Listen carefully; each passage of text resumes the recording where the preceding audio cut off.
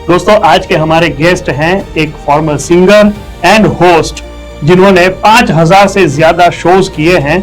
वैसे मोहसिन शेख। मोहसिन भाई 5000 शोज बहुत बड़ा माइलस्टोन होता है अपने आप में। इतना बड़ा जो आपने माइलस्टोन अचीव किया उसकी शुरुआत जर्नी कहाँ से शुरू हुई? पहले तो पुरानी वो जिसको हम क्या कहते हैं चौल में छोटे छोटे मकानों में हमारा बचपन गुजरा है 10 बाय 10 के कमरों में। तो 92 से 93 के दरमियान का जो ये हमारा जो डिस्टर्बेंस आया हमारी एकता में जो परेशानी, तो उसके चलते उस वक्त थोड़ा सा नाम को लेकर के कहीं ना कहीं काम मुश्किल से मिलता।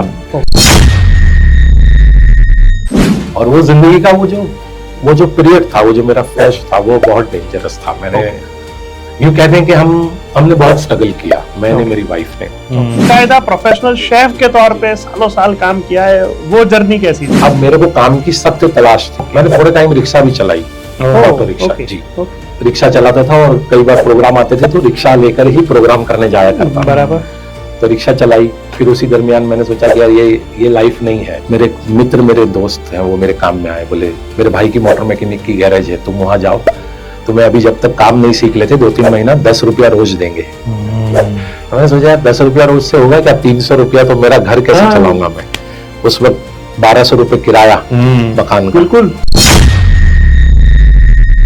एक इंसान जिसको गाने का शौक है, जिसको शोज करने हैं, वो होटल में जाता है, वहां पे जॉब करता है, वहां पे टाइम जब मिलता है तब शो में जाता है। शो में जाने के लिए उसको 2 लोग को मनाना पड़ता है कि भाई आज मेरी जगह तू काम कर। हाँ, बिल्कुल बिल्कुल बिल्कुल। वो 1-2 दिन नहीं है ये। आपने तो ये सिर्फ 10-15 मिनट में हमें बता दिया। जी जी राइट। तो ये 1-2 दिन नहीं है, महीनों तक चला है। तो बहुत अच्छा थॉट मैं हमेशा कहता हूँ, ये थॉट फिर शहीद भगत सिंह जैसे जिंदा दिल और जाबाज नौजवान ने दुनिया को दिया है। उन्होंने कहा है कि जिंदगी को अगर जीना है तो खुद के दम पर जीना। Yes right. क्योंकि औरों के सहारे सिर्फ जनाजे उठाकर। वाह वाह वाह, बहुत क्या बात। एंकरिंग करने से मुझे ऐसा लग रहा है, पहले मैं थोड़ा सा आपकी बात से सहमत हूँ, डिग्रेड होने को अपने आप को मानता था कि यार मैं यार सिंगर और इतना गाया मैंने, फ्रंट में रह के लोगों को नचाया और क्या बात करके चला जाना है। लेकिन फिर जब मुझे इसके फायदे मिलने लगे, काम बढ़ गया मेरा। सबसे बड़ी बात तो ये है। वैसे मोहसिन भाई, ये जो इंडस्ट्री है ना, वो ऐसा कहा जाता है कि यहाँ पे दोस्त नहीं होते। हाँ, है ना, ये इंडस्ट्री में कोई अपना दोस्त नहीं होता जी। लेकिन आपने दोस्त बनाए हैं क्या? सिंगर्स में सबसे ज्यादा हेल्प की हो, मैं बिल्कुल कहूंगा मुख्तार भाई हमारे बड़े अजीज जी। उनके बाद बंकिम पाठक जी का नाम मैं अवश्य लेना चाहूंगा। वो भी अब तक हमसे उम्र में बहुत बड़े हैं, लेकिन एक मित्र की तरह है, वो दोस्त ही है। मैं अपने 2 गानों के बीच में 30 सेकंड से 1 मिनट के दरमियानी ऐसी क्या बात कह जाऊं कि जो गाने पर हावी हो जाए या मेरी अपनी पहचान बना जाए, मैं उसकी फिक्र में लगा रहता हूं। जो मुझे पता है, आपने साउथ अमेरिका में रेडियो पे आरजे भी किया हुआ। दूल्हे का सेहरा सुहाना लगता है और दुल्हन का तो दिल दीवाना लगता है। दूल्हे का सेहरा सुहाना लगता है और दुल्हन का तो दिल दीवाना लगता है।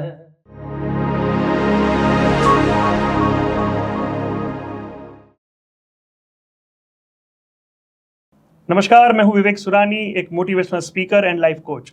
और मैं हूं ईशान सुरानी, एक ई-कॉमर्स बिजनेस कोच। और आप सभी का स्वागत है हमारे पॉडकास्ट इनर वाइब्स में, जहां मिलती है वो सच्ची बातें जो किताबों में नहीं, जिंदगी के अनुभवों से मिलती है।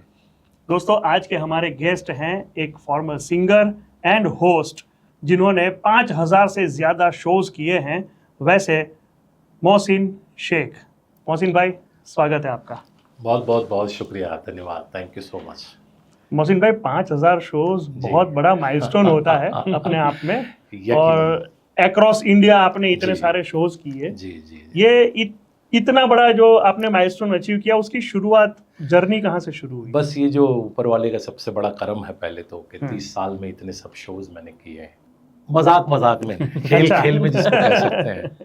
यू नो, यूथ, हमारा जो यूथ, हमने जब जवानी का वक्त जो गुजारा, वो हमारे ऊपर वाले का शुक्र है कि हम आजकल की तरह अपने आप को जकड़े हुए नहीं थे, मोबाइल वाली जनरेशन नहीं थी, तो हम कहीं ना कहीं कुछ क्रिएटिव खेल खेला करते थे, क्रिकेट हो, गिल्ली डंडा हो या जो भी है ऐसा। तो हम लोग उस वक्त बैठे बैठे ऐसे ही अंताक्षरी के खेले दोस्तों में, परिवार के बीच में खेला करते थे। और वहां जब मैं भी कुछ भी गुनगुनाता तो लोगों को अच्छा लगता था, तो वो चाहते थे कि भाई तुम पूरा गाओ इस गाने को पूरा गाओ। जनरली अंताक्षरी में ये होता है कि 2 लाइनें गा के क्लू देके छोड़ देना होता है, लेकिन बस वो हम। और दूसरी बात ये भी है कि बचपन में हमारे जो माशरे में, हमारी कम्युनिटीज में आपको पता होगा कि रत जगों की एक रस्म होती है, खास करके मुस्लिम फैमिलीज में। तो औरतें बैठ करके ढोल वगैरह बजाती है, साथ में गुनगुनाती हैं, गाने गाती हैं। तो कहीं ना कहीं वहां भी मैं भी उसमें शरीक हो जाया करता था, चूंकि बच्चा था तो चल जाता था, लोग मुझे अवॉइड नहीं करते थे। राइट। तो उस वक्त भी मैं गाता था, तो मेरे जो रिश्तेदार हैं उनको बड़ा मजा आता था। राइट। तो फिर तो ये होने लगा कि 7-8 साल की उम्र में ही बोले भाई ढोल है, मोहसिन को लेके आ। हमारे घर में जब दावत आती थी किसी भी फंक्शन में जाने की, तो वो रस्म बकायदा आज भी चल रही है। आज भी 30 साल के बाद भी कई रिश्तेदार ऐसे होते हैं जिनकी डिमांड रहती है कि भाई ढोल है, मोहसिन भाई आपको आना है, मोहसिन भाई चाहिए ढोल के साथ। तो बस वहां से शुरू हुआ था, मुझे नहीं पता था, ऐसे ही बैठे थे दोस्तों ने एक दिन टैलेंट शो का ऑर्गेनाइजेशन किया। तो कुछ बताया कि यार तुम अच्छा गाते हो तो ये अपना ही टैलेंट है, और टैलेंट में भी ऑडिशन वगैरह देना होता है, ऐसे ही तो गाने मिलता नहीं है। तो मुझे अच्छी तरह याद है, मेरे दोस्तों ने मुझे बहुत पुशअप किया और फिर पहला ऑडिशन मैंने दिया। तो उन लोगों को अच्छा लगा। लाखिया ब्रदर्स ऑडिशन ले रहे थे जयशंकर सुंदरी हॉल के अंदर, एक मिनी ऑडिटोरियम हुआ करता था। और मैं आपको बताऊं तो तब मैं 11वीं कक्षा में था। अच्छा। हाँ, हम लोग हाँ बैक बेंचर लोग हैं और मेरे साथ जो लोग आगे निकल चुके थे वो कॉलेज के फर्स्ट ईयर में पहुंच गए थे। हम इत्तेफाक से थोड़ा पीछे थे उनसे। तो जो फर्स्ट ईयर में जो मेरे फ्रेंड्स वगैरह पहुंचे थे, तो उन्होंने पहले साल में ही एक टैलेंट इवनिंग, यूथ फेस्टिवल वगैरह होते हैं, उसमें टैलेंट इवनिंग का ऑर्गेनाइज प्राइवेट इवेंट किया था उन्होंने। तो थोड़ा सा लोगों ने मुखालिफत भी की कि ये कॉलेज का बंदा है नहीं, इसको कैसे गवा रहे हो। क्योंकि वो कॉलेज का फाइनेंशियल फंक्शन नहीं था, वो हमारे फ्रेंड्स वगैरह ने अपनी तरह से स्पॉन्सर्स वगैरह ढूंढ करके उसको ऑर्गेनाइज किया था। तो फिर उनकी जिद के आगे मुझे मौका मिल गया और मैंने जिंदगी में पहली बार स्टेज, अब मेरा ख्याल है 15 या 16 साल की उम्र रही होगी मेरी, तब मैंने एक कॉम्पिटिशन, टैलेंट कॉम्पिटिशन में मैंने मुकेश जी का गीत इत्तेफाक से गाया था, जाने कहाँ गए वो दिन कहते थे तेरी राह में। ये मेरी जिंदगी का पहला गाना इत्तेफाक से मैंने गाया था और उस वक्त लोगों ने बहुत पसंद भी किया। तो फिर ये मामला हुआ कि फिर कॉलेज से, मैं कॉलेज में न होने के बावजूद भी जब कॉलेज में पढ़ने वाले स्टूडेंट प्राइवेट शोज करते थे, तो मुझे अक्सर मतलब उनका ये इसरार रहता कि भाई वो मोहसिन भाई आप हमारे टैलेंट में आना, मोहसिन भाई आप हमारे टैलेंट, मोहसिन आप मेरे टैलेंट में आना। बिल्कुल। और फिर वहाँ से धीरे धीरे फिर मुकेश जी से हट के फिर एक टाइम ये आया कि मुझे बाली ब्रह्मभट्ट जी जैसे एक अद्भुत कलाकार ने इंडस्ट्री में पैर जमाए और पहला ही गाना उन्होंने गाया तो सुपर डुपर हिट हो गया। तो वो रैप टाइप का सॉन्ग मुझे लोग बहुत पसंद करते थे। और आज भी आपको पता ना हो तो मैं बता दूं कि मेरे कॉलेज के जो दोस्त हैं वो उनमें से बहुत से, और जहाँ जहाँ मैं रहता हूँ उसके एतराफ़ के जो पुराने लोग हैं वो आज भी मुझे देखकर कहते हैं अम्मा देख जा रहा है क्योंकि वो गाना था बाली ब्रह्मभट्ट का, अम्मा देख तेरा मुंडा बिगड़ा जाए। राइट। और मैं डांस करके वो गाया करता था वो पूरा, मम से ममसा मम कोसा कल का मेरी जान का है भरोसा, हे बा हे डैड, ये जो यस वो उस वक्त यूनिक था, फुल परफॉर्म करते थे आप। जी। तो आज भी वो पहचान बनी हुई है, वो अम्मा देख जा रहा है तो अच्छा लगता है।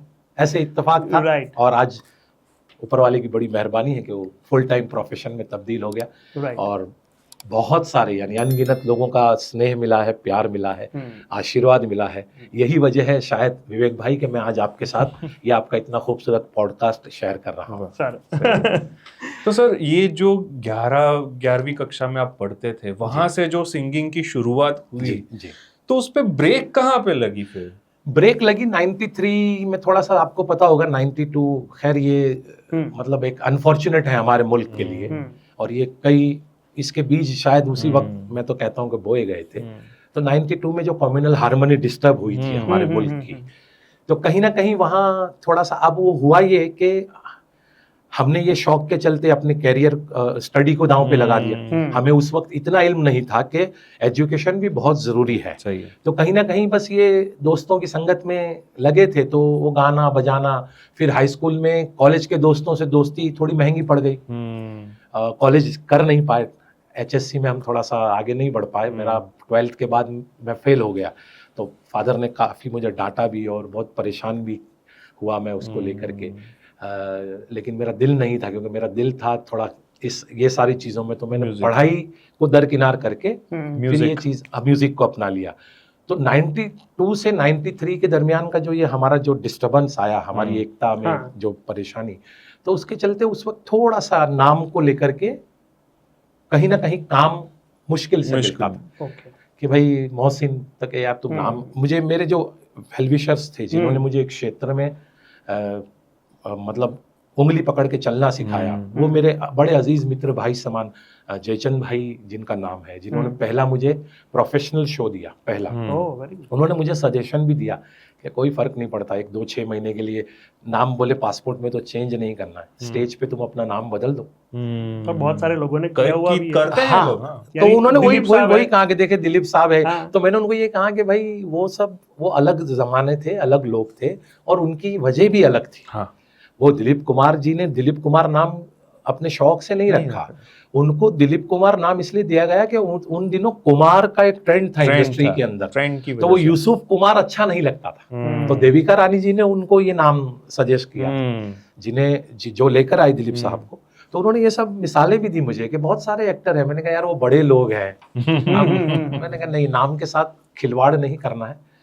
बहुत मतलब कहते हैं कि मोहब्बत के साथ मेरे माता पिता ने, मेरे वालिद वालिदा ने मुझे नाम दिया है, राइट। तो कहीं ना कहीं कुछ लोगों ने मुझे उस वक्त आनंद कह के भी बुलाया, कोई मुझे राजू भी कहता था। शोज तो चलते थे, नहीं चलते थे ऐसा नहीं है, चलते थे, लेकिन 93 के अंदर थोड़ा सा 1-1.5 साल का जो ब्रेक आया, वहां थोड़ा सा हम डिस्टर्ब हुए और फिर थोड़ा लाइन आमदनी के लिए चेंज की और फिर मैं वहां से होटल इंडस्ट्री में जुड़ गया, जो मैंने आपको बताया।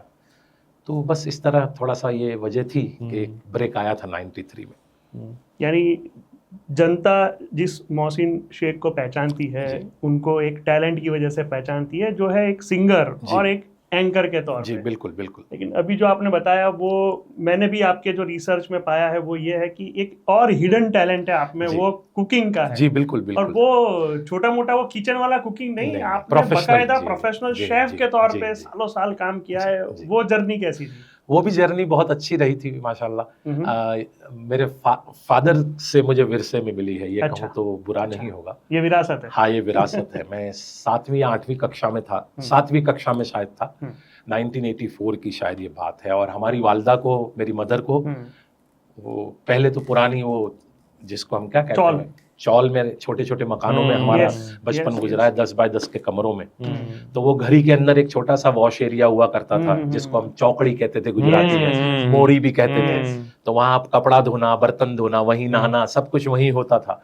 तो वालदा का पैर फिसल जाने की वजह से उनको पैर में चोट बड़ी गहरी आई थी, तो प्लास्टर आया उनको पैर में, तो वो काम करने के काबिल नहीं रहे। तो हमारी नानी के घर उनको वालिद ने भेज दिया था कि आप आराम करो, वैसे भी 6 महीने। और पहले इतना मेडिकल इतना एडवांस नहीं था, इतना एडवांस नहीं था, आप जानते। तो वो 6 महीना आप, वो वालदा को यही फिक्र थी कि बच्चे तो बोले वो तो मैं हूँ, मैं करूंगा। फादर की चूंकि गवर्नमेंट सर्वेंट थे, वो गुजरात स्टेट ट्रांसपोर्ट में वो बस चलाते थे, एसटी में वो बस चलाते थे, ड्राइविंग करते थे।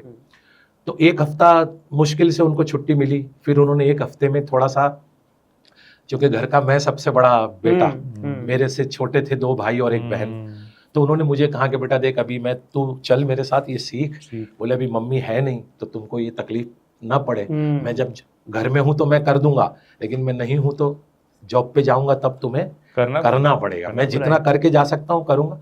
तो वो मुझे विरसे में मिला था, तो मुझे कहीं ना कहीं खाने पकाने का शौक था।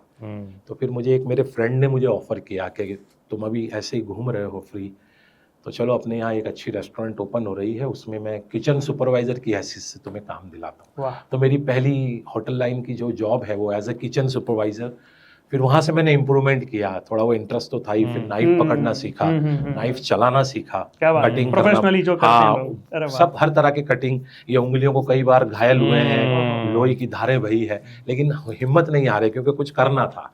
और वो जॉब ऐसा था कि वो डिस्टर्ब मेरे शौक को, मेरे पैशन को डिस्टर्ब ना करे ऐसा। वो पार्ट टाइम जॉब हुआ करता था, लंच और डिनर ये ब्रेक टाइम में हमको जॉब करना पड़ता था। होटल लाइन कोई भी आप जाएंगे, फुल टाइम 8 घंटा 10 घंटे की हमारी जॉब नहीं होती थी, क्योंकि हम किचन से जुड़े हुए थे। तो किचन लंच और डिनर में ही चलता है।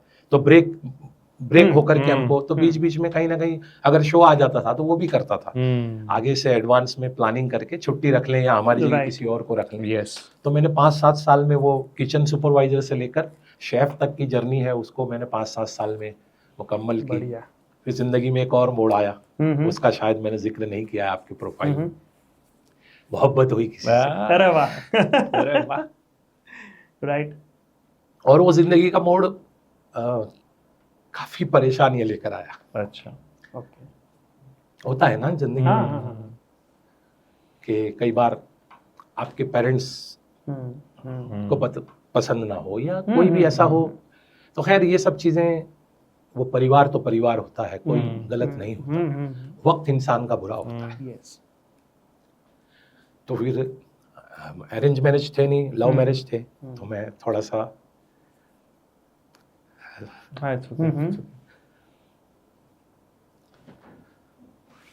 यस। तो होता है, देखो एक समय होता है जहाँ पे हम इमोशनली किसी व्यक्ति के साथ अटैच हो जाते हैं, और वो एक वाकया होता है जो जीवन के एक, यानी हार्ट में कहीं कहीं पे वो दबा रहता है। बिल्कुल। और शायद इसीलिए मैं उस चीज का मैं जिक्र नहीं करता, क्योंकि मैं इमोशन हो जाता हूँ, मेरे जज्बात जुड़े हैं। और वो जिंदगी का वो जो पीरियड था, वो जो मेरा फेज था, वो बहुत डेंजरस था। मैंने यूं कह दें कि हमने बहुत स्ट्रगल किया, मैंने, मेरी वाइफ ने। उन दिनों में होटल की भी जॉब छूट गई थी मेरी, और शादी वहीं पे हुई। हाँ, शादी मैंने लव मैरिज की है घर पे, मतलब जो पसंद, हाँ, उन्हीं से मैरिज हुए। हम लोगों ने बाहर, कहते हैं ना, भाग करके शादी की। तो खैर निकाह हुआ है हमारे। फिर कुछ दिनों बाहर रहे, फिर वालिद बड़े जिंदा दिल थे, तो उन्होंने कहा भागो मत, अब तुमने जब कर लिया है तो आ जाओ। फिर थोड़ा टाइम घर में थोड़े मसले वगैरह चले, तो उसके चलते घर से थोड़ा अलग होना पड़ा। चूंकि घर का बड़ा व्यक्ति था, तो सेक्रीफाइस हमेशा बड़ों को करना पड़ता है। तो मैंने मेरे छोटे भाई बहनों को और मेरी वालिदा को, और मीनवाइल हुआ है कि मेरे वालिद का इंतकाल हो गया। उसी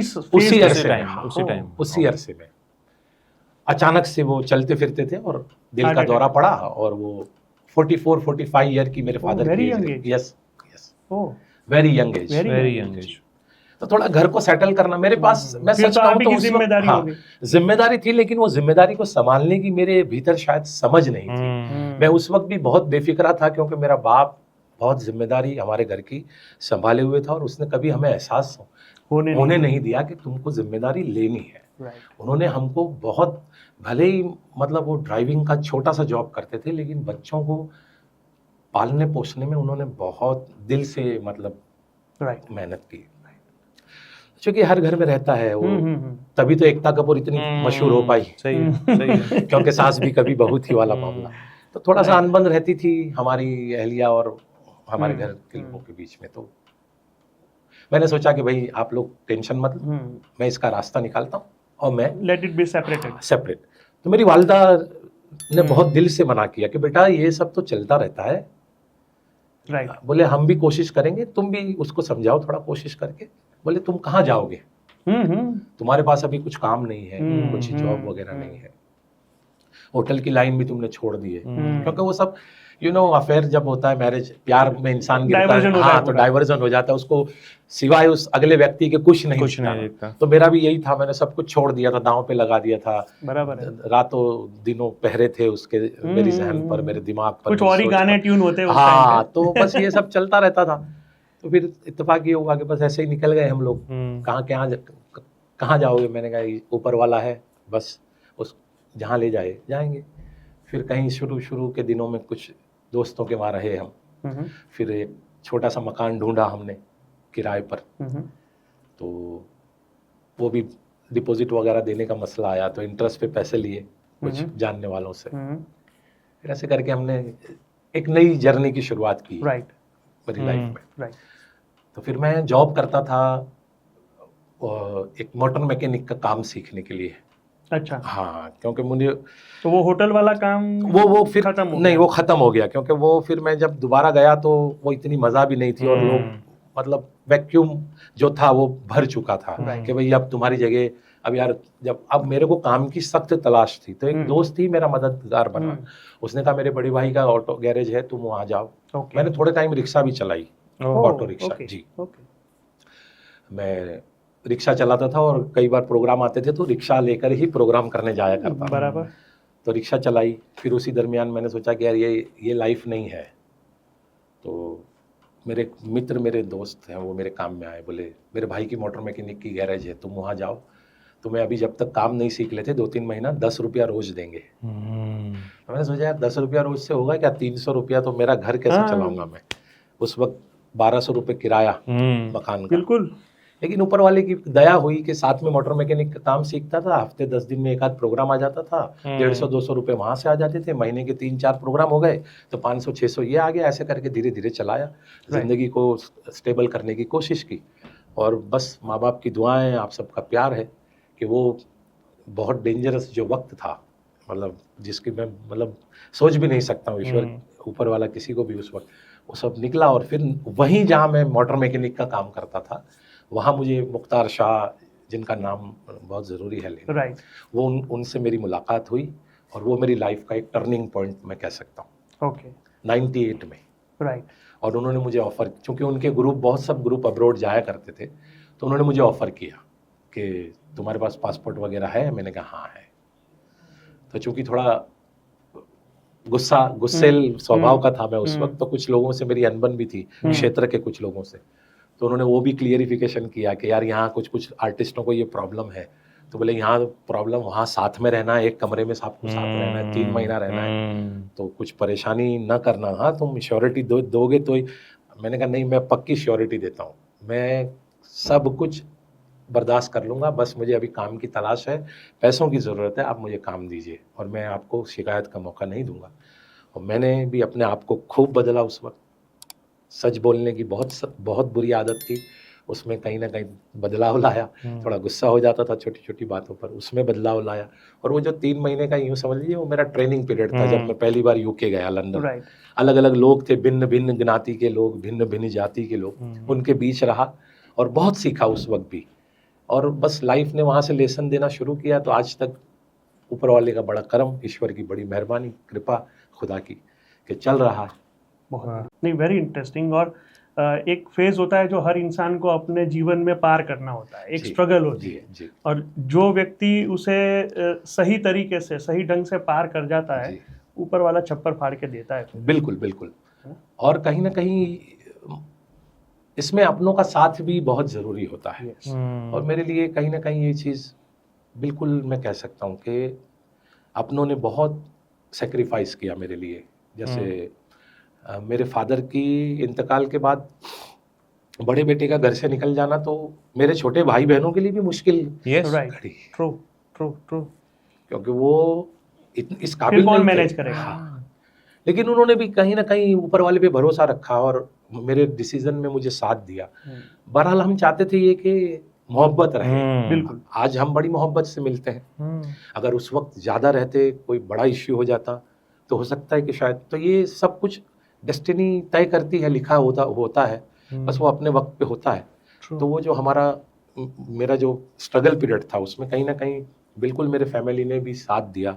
मेरे वाइफ ने, उनके इन लॉज को भी फिर थोड़ा सा, तब तक वो लोग भी हमसे बहुत दूर थे, लेकिन फिर जब ये हुआ तो मेरे इन लॉज थे, उन्होंने भी मुझे थोड़ा सा, मैं गलत आज बैठा हूँ कैमरे के सामने, जब सच्चाई आपके सामने कर रहा हूँ, तो मैं बताऊंगा कि मेरे इन लॉज ने भी मुझे बहुत उसके बाद सपोर्ट किया, जो हादसा हुआ उसके बाद।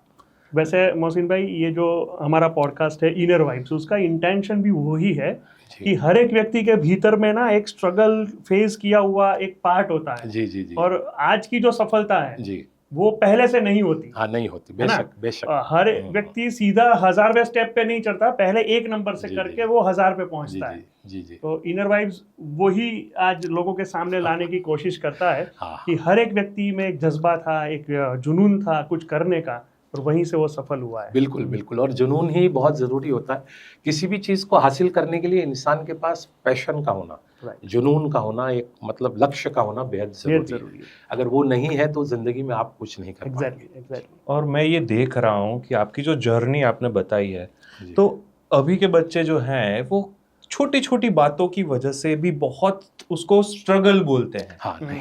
हाँ, वो छोटी छोटी बातों को स्ट्रगल कहते हैं कि भाई ये नहीं है तो मैं बहुत स्ट्रगल कर रहा हूँ। लेकिन मैं ऐसा सोच रहा हूँ कि जब आप अपनी लाइफ की जर्नी बता रहे थे, एक इंसान जिसको गाने का शौक है, जिसको शोज करने हैं, वो होटल में जाता है, वहां पे जॉब करता है, वहां पे टाइम जब मिलता है तब शो में जाता है। शो में जाने के लिए उसको 2 लोग को मनाना पड़ता है कि भाई आज मेरी जगह तू काम कर लेना हाँ, ना बिल्कुल प्लीज। बिल्कुल बिल्कुल। वो 1-2 दिन नहीं है ये। हाँ। आपने तो ये सिर्फ 10-15 मिनट में हमें बता दिया, जी जी। राइट? तो ये 1-2 दिन नहीं है, महीनों तक चला है। ये बहुत लेंदी प्रोसेस हाँ। होती है। बिल्कुल बिल्कुल बिल्कुल। राइट। और रिक्शा चलाना, फिर मैकेनिक का काम करना, Yes. और सब करने के बाद आज आप यहाँ हमारे सामने बैठे हैं। बिल्कुल बिल्कुल। वो सफल होने के लिए तो परिश्रम आवश्यक है। Yes. आपको मेहनत और परेशानियों, जब तक आप आपके जिंदगी में आने वाले हर्डल्स को दूर नहीं कर पाओगे खुद की दम पर, औरों के दम पर नहीं। क्योंकि ये एक बहुत अच्छा थॉट मैं हमेशा कहता हूँ। ये थॉट वीर शहीद भगत सिंह जैसे जिंदा दिल और जाबाज नौजवान ने दुनिया को दिया है। उन्होंने कहा है कि जिंदगी को अगर जीना है तो खुद के दम पर जीना। Yes, right. क्योंकि औरों के सहारे सिर्फ जनाजे उठाकर। वाह, वाह वाह, बहुत क्या बढ़िया। बात है। तो कहीं ना कहीं इंसान को ये समझना बहुत जरूरी है। और स्ट्रगल अगर नहीं है लाइफ में तो जिंदगी का मजा भी नहीं है साहब। वो स्पार्क नहीं है। हाँ, वो वैल्यू आपको कब पता चलेगी? एग्जैक्टली। यस, आपको वैल्यू, उसकी कीमत आपको पता कब चलेगी? वो तो उस टेस्ट जो आता है। हाँ, उसका जायका आप कैसे लोगे? यस। जब आपको आप आजमाइशों से गुजरोगे तो पता चलेगा ना कि ये आजमाइश। फिर वो टेस्ट है। हाँ, फिर जो मजा है वो, हाँ, फिर यहाँ बैठ के बताने का जो मजा है हाँ, कि ये मैं ये जी, करके जी, आया जी हूँ। जी जी। कहीं ना कहीं आज पुराने दिनों को देखकर भावनात्मकता जाग जाती है। तो हाँ। वहीं ना वहीं एक खुशी भी होती है। Yes. अंदर से Yes. अपने आप में गर्व महसूस होता है कि यार मैं कहाँ था और आज ऊपर वाले की दया से मैं कहाँ कहाँ हूँ। हूँ। तो ये बहुत जरूरी है। God. स्ट्रगल का होना जिंदगी का एक, मैं बिल्कुल। समझता हूँ कि अहम, और बिना मेहनत के, मशक्कत के, स्ट्रगल के सफलता मिल जाती है वो क्षणिक होती है। ये ऐसा मेरा मानना है। 100%। बिल्कुल। और बहुत सारे एग्जाम्पल होंगे दुनिया में, आप Yes, yes. मुझसे ज्यादा जानते हैं, Yes. मोटिवेशनल एक्सपर्ट्स हैं आप। तो ऐसे बहुत से एग्जाम्पल भी Yes. होंगे कि जिनको सफलता सरलता से मिली है, वो जिंदगी में ज्यादा वो टिकती लंबा नहीं चल पाए। टिकती नहीं है। सही बात है। यस। वैसे मोहसिन भाई, ये जो इंडस्ट्री है जी, ना, जी। वो ऐसा कहा जाता है कि यहाँ पे दोस्त नहीं होते, हाँ है ना। ये इंडस्ट्री जी, में जी, कोई जी, अपना बिल्कुल, बिल्कुल, दोस्त नहीं होता। जी। लेकिन आपने दोस्त बनाए हैं क्या? देखो, ये बात बिल्कुल हक है, क्योंकि हम कहीं ना कहीं, हमारी इंडस्ट्री भी एंटरटेनमेंट, ग्लैमर वर्ल्ड, ये सारी चीजों से जुड़ी हुई है। Yes. और सबको अपना अपना एक वकार बनाए रखने के लिए, मतलब एक रुतबा बनाए हाँ, रखना रुतबा होता है। बनाए रखने के लिए उसको ऐसा कि मैं ही हूँ वाली चीज रहती है। तो कहीं ना कहीं साइड लाइन करते रहते हैं अपने साथियों को। और एक इनसिक्योर फीलिंग भी हाँ, होती है। ये बहुत बड़ा है ना? पॉइंट है जी। हाँ। कि मुझसे आगे निकल गया, Yes. मैं घर बैठ मेरा जाऊंगा, काम ले लेगा तो। हाँ, तो ये बहुत बड़ा, तो इस वजह से लोग कतराते बहुत हैं। लेकिन ये केस में मैं आपको कहूंगा कि कहीं ना कहीं मुझे ये फैक्टर बहुत लागू पड़ता है, नड़ा है मुझे, पड़ता है मुझे, लेकिन दोस्त ज्यादा है। अच्छा। हाँ, क्योंकि मैंने आज तक जो पुराने लोग जिन्होंने मुझे ये राह दिखाई, इस क्षेत्र में लाए, उनसे लेकर आज तक मेरी जिंदगी में जितने लोग नए नए आए, उन सब के साथ मैंने अपनी तरह से हमेशा ये कोशिश की कि मेरी तरफ से उनके दिल की आज़ारी ना हो, उनका दिल ना दुखे, ऐसा कोई काम मुझे नहीं करना। तो कहीं ना कहीं मैंने एडजस्टमेंट किया है। यही वजह है शायद कि वो दोस्ती अभी भी कौन है जो एकदम नजदीक है? तो क्षेत्र में तो बहुत सारे दोस्त हैं, हमारा एक पूरा ग्रुप है, टाउन हॉल फ्रेंड्स ग्रुप करके 7-8 लोग हैं जो और मतलब सिंगर्स में जो आपको हाँ, सबसे ज्यादा हेल्प की हो? सिंगर्स में सबसे ज्यादा हेल्प की हो मैं बिल्कुल कहूँगा मुख्तार भाई हमारे बड़े अजीज मुख्तार हैं शाह जी। उनके बाद बंकिम पाठक जी का नाम मैं बंकिम जी, अवश्य लेना yes. चाहूँगा। Oh very good. वो भी अब एक हमसे उम्र में बहुत बड़े हैं, लेकिन एक मित्र की तरह है, वो दोस्त अच्छा। ही हैं। जहाँ मतलब वो उनकी शख्सियत इतनी खूबसूरत है कि जहाँ बाप की हमें ज़रूरत पड़ती है गाइडेंस के लिए, तो वहाँ पिता का रोल निभाते हैं। अच्छा। जहाँ परेशानियों में एक अच्छे मित्र की हमें ज़रूरत पड़ती है, तो हम हमारी परेशानियाँ उनको कहते हैं, तो वो हमें उसमें मित्र बन के भी रास्ता दिखाते हैं। राइट। तो बंकिम भाई से भी अभी मेरा तकरीबन 2004 से लेकर अभी तक, यानी समझ लीजिए 20 साल से ऊपर, 21 साल से उनसे हमारा राब्ता है, दोस्ती है, मित्रता है।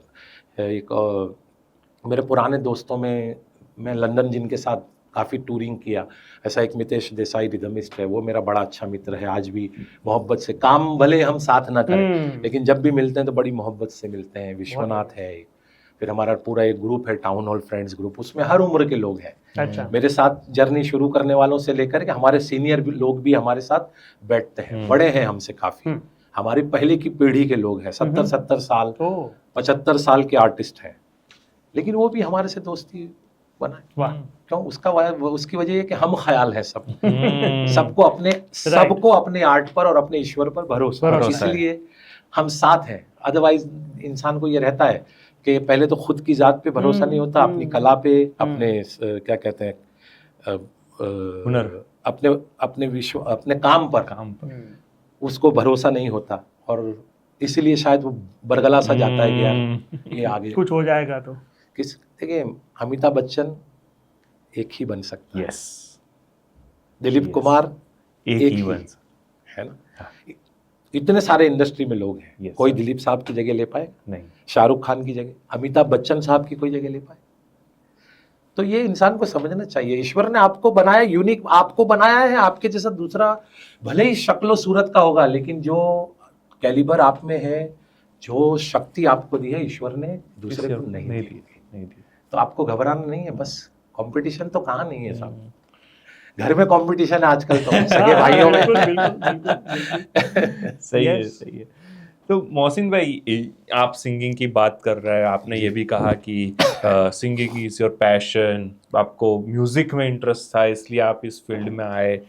अब जाके ये हुआ है कि आपने म्यूजिक से शिफ्ट करके आप एंकरिंग के रोल में आ रहे हैं। हाँ, मतलब ये एंकरिंग का रोल अभी से नहीं आया है, ये भी इसका श्रेय भी मैं डेफिनेटली मुख्तार जी को और बंकिम जी को ही देना चाहूँगा। पर इसको वो डिग्रेड नहीं होना मानते? नहीं, ऐसा पहले शुरू में लगता था, टू बी फ्रैंक कहूँ तो मुझे कि यार ये क्या कर रहा हूँ मैं, क्योंकि एक एज अ सिंगर मुझे जो माइलेज मिलना चाहिए, जो फुटेज मिलना चाहिए, वो साला मैं खो दूंगा। लेकिन अब मैंने चूंकि आपको पता कंपटीशन बहुत थी, हम जब थे तब भी और आज भी है, तो उस वक्त चूंकि कुमार सानूदा को, उदित नारायण जी को, इन सबको गाने वाले हर यूथ अपना उसको यूथ आइकॉन समझता था, और ये क्षेत्र में आने वाला नौजवान क्या कहते हैं, इनको ही गाता था। तो मैंने सोचा कि मैं इतने सारे लोगों के बीच में मैं भी यही करूंगा एक तरफ से, तो कंपटीशन रहेगा, 8-10 लोगों में एक प्रोग्राम मैं करूंगा, एक वो, तो एंकरिंग बहुत कम लोग करते हैं। उस वक्त तो आज की तरह माइक पकड़ लिया और एंकर बन गए वाली बात नहीं थी। उस वक्त गिने चुने चंद लोग थे, और एंकरिंग में वैक्यूम भी था। ये बड़ी खुदा की बड़ी मेहरबानी मैं कह सकता हूँ मुझ पर, कि 2-3 प्रोग्रामों में जिन लोगों ने मुझे, सीनियर्स ने सुना ना, उन्होंने मुझे बहुत अच्छे कॉम्प्लीमेंट्स दिए कि यार तू ये गाना छोड़, तू यही काम कर। तो उस वक्त मुझे लगता भी था कि शायद ये सच बोल रहे हैं, और फिर मुझे मौका दिया इन 2 बड़े लोगों ने, तो मुझे मौका मिला, तो मैंने सोचा कि यार इसको अब पूरी तरह से निभाना है। तो मैंने मेहनत करना शुरू की, उनके कंटेंट लिया करता था मैं, और उस कंटेंट को मैं अपने 2 गानों के बीच में 30 सेकंड से 1 मिनट के दरमियानी ऐसी क्या बात कह जाऊं कि जो गाने पर हावी हो जाए या मेरी अपनी पहचान बना जाए, मैं उसकी फिक्र में लगा रहता था। बहुत बढ़िया। तो कहीं ना कहीं ऊपर वाले ने मुझे कामयाब भी किया, तो मुझे अच्छा भी लगने लगा। फिर एक तो ये हुआ कि एंकरिंग करने का दूसरा मेरी ज़िंदगी में फ़ायदा और बदलाव ये आया कि मैंने उर्दू ज़बान से मोहब्बत करना सीखा। उससे पहले मैं उर्दू का अलिफ भी नहीं जानता था, आज भी नहीं जानता हूँ, लेकिन मैंने उर्दू सीखने की कोशिश की। एक बहुत बड़े शायर अपने वक्त के रह चुके हमारे अहमदाबाद का, मैं कह सकता हूँ बहुत इज़्ज़तनुमा नाम, अमरोहवी साहब थे, हमारे जुहापुरा में ही रहते थे, रहमत अमरोहवी साहब, वो मेरे उस्ताद रहे। उनकी सरपरस्ती में मैंने थोड़ा बहुत उर्दू का इल्म लिया, लेकिन वही मैंने चूँकि कहा कि ये गड़बड़ी थी, ज़िंदगी की जद्दोजहद थी, तो ज़्यादा नहीं जा पाया मैं। लेकिन उर्दू से मोहब्बत हुई और उर्दू फिर मैंने अपनाया तो मेरी बात में और वज़न आया, लोगों को और अच्छा लगने लगा। मीठी ज़बान है चूँकि, तो कहीं ना कहीं मुझे बहुत एंकरिंग करने से मुझे ऐसा लग रहा है, पहले मैं थोड़ा सा आपकी बात से सहमत हूँ कि डिग्रेड होने को अपने आप को मानता था कि यार मैं यार सिंगर और इतना गाया मैंने, फ्रंट में रह के लोगों को नचाया और क्या बात करके चला जाना है। लेकिन फिर जब मुझे इसके फ़ायदे मिलने लगे, काम बढ़ गया मेरा, सबसे बड़ी बात तो ये हो, क्योंकि एज ए सिंगर मैं एक महीने में 4 या 5 बमुश्किल प्रोग्राम कर पाता था, और एंकरिंग करने लगा तो मुझे सीधे 10-12 प्रोग्राम मिलने लगे और मेरा काम करने का जो दायरा है वो भी बढ़ा, डिमांड बढ़ गई होगी। जी, पहले ये था सभी सिंगर्स के साथ काम कर पाओगे आप। पहले ये था कि मैं लिमिटेड लोगों से जुड़ा हुआ था, 2-4 ग्रुप के साथ। जब एंकर बना तो मेरा फील्ड ओपन, दायरा बढ़ गया, दायरा बढ़ा, और मुझे अहमदाबाद के तमाम बड़े बैनर के लोगों ने, यहाँ तक कि बड़ौदा के लोगों ने भी बुलाना शुरू किया। अगर मैं सिंगर रहता तो शायद एज ए एंकर जो बड़ौदा के लोग आज मुझे मोहब्बत देते हैं, राजकोट के आवाम मुझे मोहब्बत देती है, तो वो शायद इतनी ना रहती, क्योंकि वहाँ मुझसे अच्छे अच्छे सिंगर पड़े हुए हैं। Yes, true. वैसे मैंने आपकी एंकरिंग काफ़ी बार सुनी हुई है, जितने भी शोज मैंने अटेंड किए हैं, मुख्तार शाह जी के हो या बंकिम जी के हो, जी जी, बाकमाल आप, यानी वो जो सुर बनाते हो 2 गानों के बीच वाला, और जी। ऐसा होता है कि जैसे गाने का इंतजार होता है वैसे आपके आने का भी ऑडियंस को इंतजार होता है। ये बड़ी मेहरबानी, कृपा ऊपर वाले की, बिल्कुल। yes. और लोग ऐसा समझते हैं कि एंकरिंग करना क्या, नहीं, वो ऐसे बिल्कुल तो सही हम भी हकीकत हमारे पब्लिक स्पीकिंग के जो कोर्सेज हैं उसमें सिखाते हैं कि anchoring is a different kind of art. सिर्फ माइक पकड़ के 10-20 या मैं तो सोचता हूँ 1000 लोगों के सामने चिल्लाना या हाय हेलो कर लेने को, या 2-4 शायरी बोल देना, वो एंकरिंग नहीं है। एंकरिंग के लिए बहुत डेप्थ चाहिए, बहुत नॉलेज चाहिए सर आपको। मैं तो आज भी, भले ही आपका बड़कपन है कि आप मेरे शान में इतने कसीदे पढ़ रहे हैं, लेकिन मैं अभी भी कोशिश में लगा रहता हूँ कि कहाँ से कोई अच्छी बात मुझे सीख सकूँ, मैं किससे मिलूँ तो मुझे वो 2 इल्म की बातें करे, ताकि मैं अपने ज्ञान को बढ़ा सकूँ, अपने नॉलेज को बढ़ा सकूँ। और एंकरिंग करने के लिए मेरा ये मानना है कि आपको बहुत नॉलेजेबल होना पड़ता है। बिल्कुल, क्योंकि सिर्फ मैं फिल्मी सॉन्ग की एंकरिंग नहीं करता हूँ, आपके आशीर्वाद, आप तमाम की दुआओं से मुझे कॉर्पोरेट सेक्टर में भी एंकरिंग का काम मिलता है, मुझे पॉलिटिकल स्टेज पे भी स्टेज शेयर करने का। तो आप समझो पॉलिटिकल स्टेज पे बोले भारत माता की जय, वंदे मातरम, यही सब कर लेना, इसको एंकरिंग नहीं कहते। वहां भी आपको जो सिनेरियो है उस हिसाब से, जो समझ लीजिए अगर मुझे शासक पक्ष बुला रहा है तो मुझे उनकी फेवर की बात करनी है, उन्होंने क्या क्या किया है वो नॉलेज होना चाहिए मुझे। अगर अपोजिशन के कोई मंच को मैं साझा कर रहा हूँ तो अपोजिशन का मकसद क्या है, अपोजिशन क्या कर रही है, वो क्या भला क्या करना चाहती है, वो सारी चीजों का एक नॉलेज होना चाहिए। किस वजह से आप वहां पे मिले हो, जी, आज का मिलने का मकसद क्या है, हाँ, लोग नहीं समझते। और ये सारी चीजें है तब जाके एक एंकर का एक स्क्रिप्ट बनती है। तो वी नो दैट एंकरिंग करना सिर्फ बोलना नहीं है, इट्स एन आर्ट। बोलने को इट्स बहुत आर्ट, बहुत टफेस्ट आर्ट। आर्ट नहीं है ये, बहुत मुश्किल काम। और ऊपर वाले की बड़ी मेहरबानी है कि मैं छोटा जो कुछ भी कर पाया हूँ थोड़ा बहुत। नहीं, बढ़िया। सच बताऊं तो आप एक समा बांधते हो, बहुत बढ़िया। और एंकर का काम वही होता है, एक समा बांधना होता है और एक क्यूरियोसिटी तैयार करनी होती है कि अब नेक्स्ट जो आने वाला है उसके बारे में। और जब फिर से इन बिटवीन आप काम करते हो तो जो हो गया उसकी भी तारीफ और जो आने वाला है बिल्कुल उसके बारे में।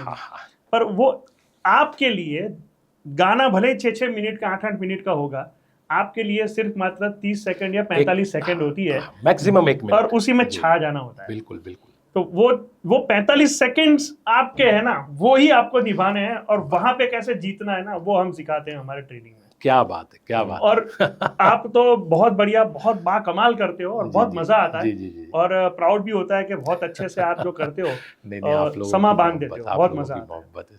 वैसे आपने तो ट्रैवल भी बहुत किया है और पूरी टीम को लेके आप ट्रैवल करते होंगे, तो शो के पहले कितनी तैयारियां करनी पड़ती है वैसे? देखिए, ट्रैवलिंग तो अब तो बहुत आसान हो गया है विवेक भाई। मैं आपको बताता हूँ, मेरी जब शुरुआती जर्नी थी उन दिनों का ट्रैवलिंग तो मतलब एक तो छोटी छोटी सड़कें, उन पर वो हमारे जमाने की वॉल्वो मैटाडोर हमारे जमाने की वॉल्वो थी वो, सही है, एग्जैक्टली। और उस पर भी तामझाम पूरा ऊपर कैरियर पे लगाना, बिल्कुल, और वो देखना कि वो कैरियर पे वजन इधर वजन अनबैलेंस ना हो जाए, तो चौकन्ने रहना ड्राइवर के साथ, उसको कहना भाई आराम से चलो, आराम से चलो। तो ये बहुत, तो तैयारियां तो बहुत करनी रहती है, सबको इकट्ठा करना, अपनी अपनी जिम्मेदारी का एहसास दिलाना, और ड्यूरिंग द अब ये सब नहीं होता है, और ड्यूरिंग द जर्नी गप्पे नहीं लड़ाते थे हम। अच्छा। हमको वहां जाके क्या करना है उसकी डिस्कशन, और उसमें कई बार अगर एक इमरजेंसी ब्रेक लग गई किसी वजह से तो हम पूरा डिस्टर्ब हो जाते थे। फिर वापस से वो थोड़ा खौफ से, डर से निकल करके फिर उसको रूटीन लाना, फिर यही कोशिश में हम थ्रू आउट द जर्नी रहते थे कि भाई हमको वहां पहुंच के क्या करना है। अब जैसे हम लोग टूर वगैरह पे जाते तो नहीं, बोले चलो अंताक्षरी रमिए, चले ये करिए, चलिए, ऐसे वक्त नहीं करते, तो ऐसे तैयारी करते थे। और मेरे ख्याल से 2-3 दिनों पहले से ही उसकी तैयारी हो जाती थी, कोऑर्डिनेशन वगैरह। जैसे हमको 2-3 रोज के बाद निकलना है तो हम पहले से कोऑर्डिनेशन करते थे कि भाई याद है फला तारीख को निकलना है, उसके पहले एक बार हम मिलते हैं, रिहर्सल्स वगैरह कर लेते हैं। तो काफी तैयारियां तो मतलब, और तैयारी तो करनी ही चाहिए, क्योंकि प्रिपरेशन के बगैर किसी भी काम में आपको सफलता अगर मिल भी जाती है तो उसका मजा नहीं है। और इतनी जद्दोजहद के बाद जब पहली बार आपने एंकरिंग की जी, तो कवर कितना मिला था? मैंने जब फर्स्ट अच्छा, मेरा पहला जो एंकरिंग, मैं आपको सच बताऊं, एंकरिंग पहला जो वो विदाउट कवर था। अच्छा, विदाउट कवर था। मेरा एक बहुत अच्छा दोस्त है, वो मेरे ख्याल से अभी बहुत वक्त से मेरे कांटेक्ट में नहीं है, आप ही, वो सलीम करके कालूपुर में रहा करता था, वो हमारे इस्माइली कम्युनिटी से ही था वो लड़का। तो वो मतलब पहला उसने टैलेंट किया था, और मैं इत्तेफाक से वहाँ सिंगिंग में, जैसा मैंने आपको बताया सब भाई आ जाना वाला मामला था। तो हुआ ये कि उस शो का एंकर नहीं आया, सुबह 9 बजे टैलेंट शुरू होना था, लेकिन मैं एक्सीडेंटली ये बात कर रहा हूँ, सुबह 9 बजे शुरू होना था, और उस वक्त मोबाइल पेजर की दुनिया नहीं थी, लैंडलाइन था, और टाउन हॉल के अंदर कहाँ लैंडलाइन नंबर लेने जाए, कुछ भी नहीं। तो उसने जहाँ सामने जाके इधर उधर कहीं से भी पीसीओ से एंकर के घर पे फोन किया तो वो फोन ही नहीं उठा रहा था। तो उसको ये श्योरिटी में आ गया कि ये बंदा आने वाला नहीं है। अब हुआ ये कि चूंकि मैं, जैसा कि आपको बताया, दोस्तों के बीच रह करके मजाक मस्ती करता था, कई बार जॉनी लीवर के जोक वगैरह, मिमिक्री वगैरह करता था, तो मुझे धक्का मार दिया गया। हमारे दोस्त हैं नज़ीर बागबान, एक दिलावर सैयद जो अभी वहाँ रहते हैं, यूके में रहते हैं, ऐसे कुछ चंद दोस्त थे, अशरफ मेमन और सब काफी दोस्त थे। उन्होंने हमको धक्का, तुम कर लो, तुम कर, अरे मेरे बोले अरे तुम चालू करो, पब्लिक चिल्ला रही है, हो जाएगा। बोले वहाँ हमारे रात को जब बैठते हैं तो वहाँ तो तुम बहुत चलो माइक, तो मैंने कहा बोला गाना नहीं गाना यार, बोलना। वो ऊपर वाले की दया से इतना अच्छा, मतलब वो सब वही जॉनी लीवर साहब को पूरा हिप्स किया हुआ था मैंने, बराबर। मुझे बहुत उस समय पे तो वो हिट एकदम, हाँ हिट थे, और उनकी कैसेटें सुन करके बहुत अच्छे लगते थे मुझे वो। तो मैंने बस वो बीच बीच में जहाँ मुझे कुछ तो और तो कुछ नॉलेज नहीं था, अब वो क्या इतना बताया था कि 2 गानों के बीच में टाइम पास करना है, तो टाइम पास करने के लिए मैं जोक बोल देता था, और तो कुछ नॉलेज नहीं था। तो जॉनी लीवर साहब के जोक याद थे मुझे, तो मैं बोल देता था। तो ऐसे करके वो प्रोग्राम, तो उसी प्रोग्राम में इत्तेफाक देखिए, उसी प्रोग्राम में हमारा पहले ये था कि आज अब कम हो गया, लेकिन पहले तो अहमदाबाद, गुजरात के जहाँ भी प्रोग्राम हो, बाहरगांव जाने वाली पूरी टीम टाउन हॉल इकट्ठा होती थी, और वहां से बस भर के, मेटाडोर भर के गुजरात के अलग अलग शहरों में, या राजस्थान या महाराष्ट्र, यहाँ से जाया करते थे। तो ऐसे ही एक प्रोग्राम के सिलसिले में कुछ कलाकार आए हुए थे, उनको बाहर जाना था, क्योंकि जल्दी आ गए थे थोड़ा सा। तो उन्होंने देखा कि यार चलो अंदर एसी में खड़े रहते हैं, एयर कंडीशन, और टाइम भी पास हो जाएगा, तब तक सब आ जाएंगे। तो अपने बोले फिर बाहर 1 बजे बुलाया, तो इत्तेफाक ये हुआ कि उनमें से एक व्यक्ति ने मुझे सुना, और उन्होंने मुझे जब प्रोग्राम खत्म हुआ तो सब ठट्ठा मस्करी करने के लिए कंपाउंड में इकट्ठा हुए, मजाक मस्करी के लिए। तो हम ऐसे झुंड में खड़े हुए थे, तो वो भाई साहब ने बाहर, वो लोग भी सब बाहर आ गए थे क्योंकि कंपाउंड बहुत बड़ा था टाउन हॉल का, पहले उसी में से गाड़ियां उठती थी। तो उन्होंने मुझे आवाज दी, बोले भाई बहुत अच्छा बोलते हो, बहुत अच्छा। मैंने बोला sir thank you thank you thank you. पहले ऐसा तो हाथ करना नहीं आता। हाँ thank you sir thank you sir thank you. ऐसा किया। बोले प्रोग्राम करोगे? मैंने बोला भाई मेरे को ये थोड़ी मेरा सच बोलने की आदत थी। मैंने कहा साहब मेरे को तो ये दोस्तों ने, जब मेरा काम नहीं है, मैं तो सिंगर हूँ।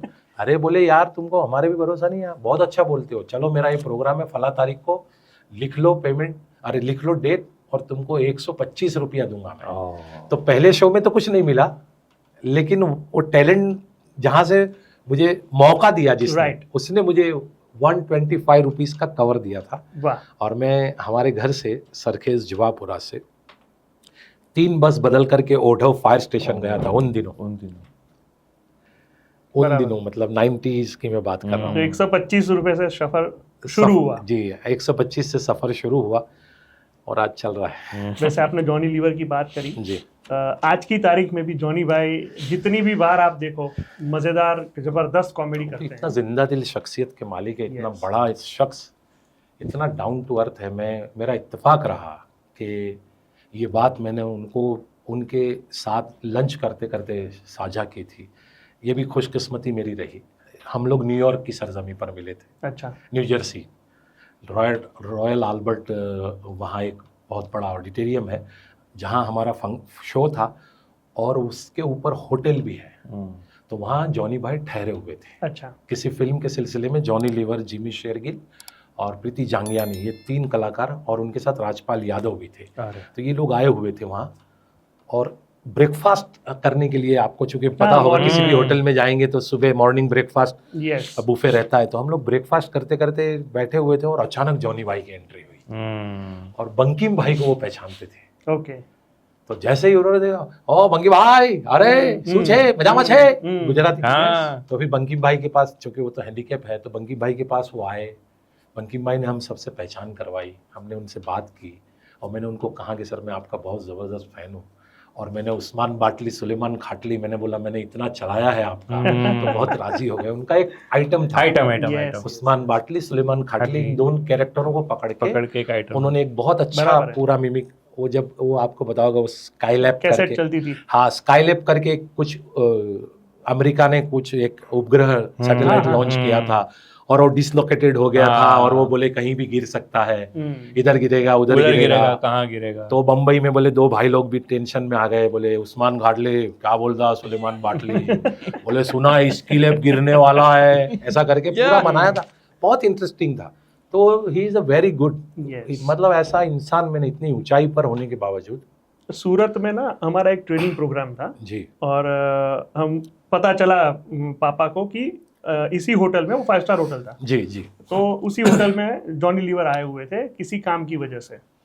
तो वो होटल स्टाफ को हमने एक पर्ची भेजी, मैसेज कि हमारा एक मोटिवेशनल ट्रेनिंग प्रोग्राम चल रहा है और बहुत ही क्लोज ग्रुप है, रिक्वेस्ट है अगर आप एक 2-5 मिनट के लिए आ सकते हो क्या।